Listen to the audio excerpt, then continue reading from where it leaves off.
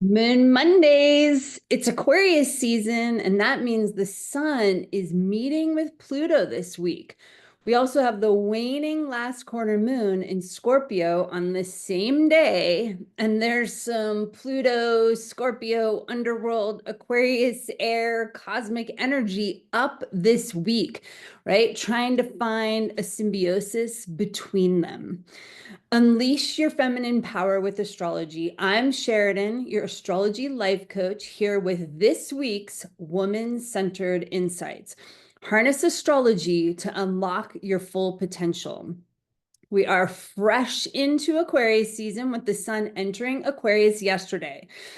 What does the sun in Aquarius feel like to you? Does this month have a quality that you recognize?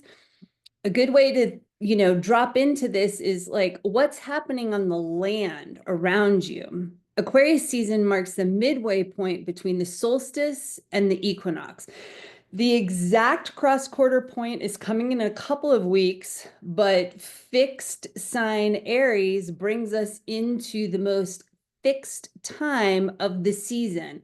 Winter for me and those of us here in the Northern Hemisphere, and summer for those of you in south of the equator. And just know the seasons get more dramatic the further away from the equator that you are. I'm just saying, notice, right? Pay attention. What does the sun being in Aquarius offer you, teach you, show you, bring up for you?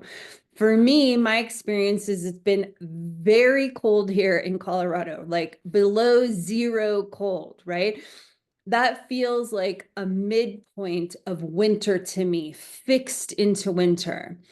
And the short days are slowly getting longer, and I can feel and sense the increasing light. That is Aquarius energy to me. Aquarius sits on my seventh house as my descendant is in Aquarius.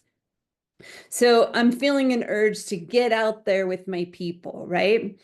Today, Monday, the moon is in Libra, so we have an air sun and an air moon in a trine geometry, both demonstrating the air archetype around us right now. So air is intellectual, right? In our heads, thinking, awareness, focus.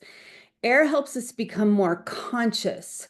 So what are you trying to become more conscious of in your life right now? Right? Maybe old patterns or beliefs that no longer serve you, a relationship that needs some change. Just notice what's coming up for you. That's what astrology is all about, is like increasing our awareness and our understanding. Tomorrow, Tuesday, the sun conjuncts Pluto, meaning they come right together in Aquarius, and the moon enters Scorpio and squares the sun and Pluto for the waning last quarter moon, right? So we have the last quarter moon with the sun and Pluto together all on this one day. So that's a lot, right? So that's a lot of underworld watery getting into our shadows energy, Pluto, meeting with the light of the sun and getting into our heads energy, Aquarius, along with this Scorpio last quarter moon, which is more of that depth diving. So how will you experience this archetypal meetup? There's an offering here to look at the shadow of Aquarius, where we can get so in our minds that we forget we have emotions and a body. The last quarter moon in Scorpio is our next check-in point with our final phase of this Capricorn new moon cycle that began in December. Next week, we have the Aquarius new moon, and the next moon cycle begins. This week, take that Scorpio depth diving energy and see what else you need to do to bring your new moon intention to fruition. The moon is waning, losing light. So there is a naturally reflective energy to this moon phase. So use it. On Thursday, the moon leaves watery Scorpio and enters fiery Sagittarius.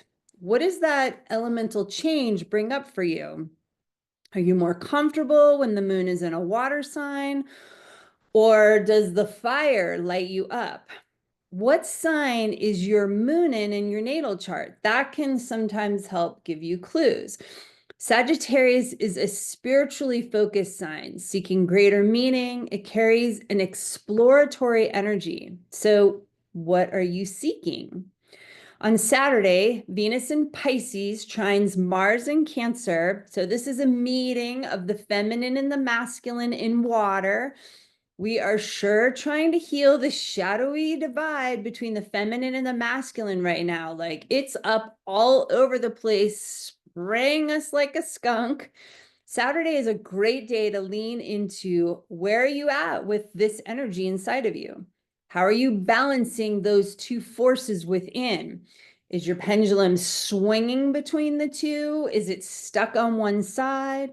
Does your masculine feminine teeter totter go up and down, or is one like bullying the other, taking control all the time while the other just dangles its legs caught in the air?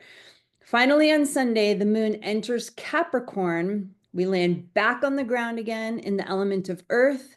Again, how does that elemental shift feel to you? Start there. If you're newer to tracking the moon through your life, feel into the shifting elements first. The signs can come later, but just feel into water, earth, fire, air.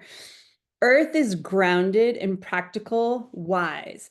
This may or may not feel good to you depending upon your natal chart and your life's lessons and your soul path. I spaced sharing some astro aromatherapy for us plant lovers last week. So here it is. I really like juniper for Aquarius. Juniper is incredible for the nervous system. The branches, the leaves look just like the nervous system.